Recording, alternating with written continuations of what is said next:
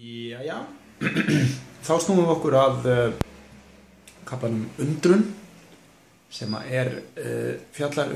þá grein heimspekinnar sem það er nærkölluð frumspeki og segja má að þarna sé svona kannski ágrip af frumspeki sögu fornaldar í Grikklandi og við kynnumst hugmyndum Þalesar og Parmenidesar og Heraklítosar og þeim átökum sem þeim tengjast. Það er áhugavert mikilvægt að hugsa það að þessir heimspekingar sem þarna ræðir, þeir gera náttúrulega ekki greinamun á heimspeki og vísindum,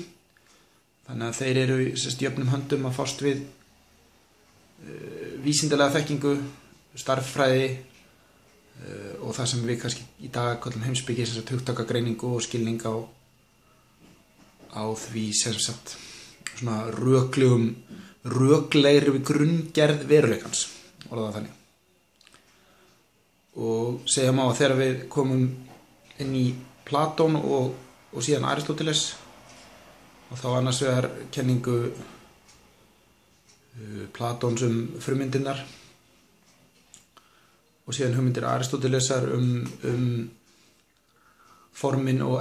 orsakir hlutana, af hverju eins og eru, því verður bara að lesa þetta, ég ætla ekki að tekið þetta allt upp hér,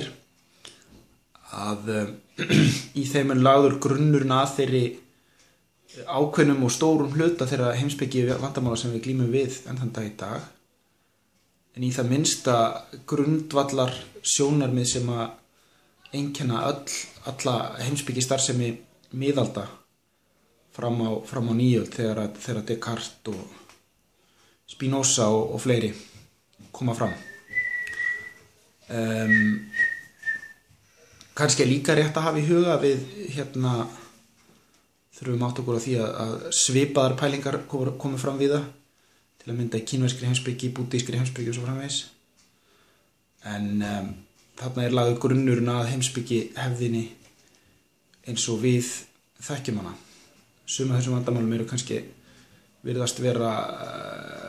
leyst í dag, en eins og til dæmis þetta með hvort að veruleikinn sé gerður úr vatni eða ekki, það kannski við vitum að svo ekki. En hins vegar alls konar vandamálum, sem til dæmis vandamálum samsemd, varðandi það hvort að skipið sé það sjálft eða eitthvað annað skip,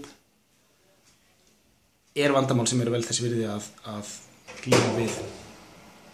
enn þann dag í dag.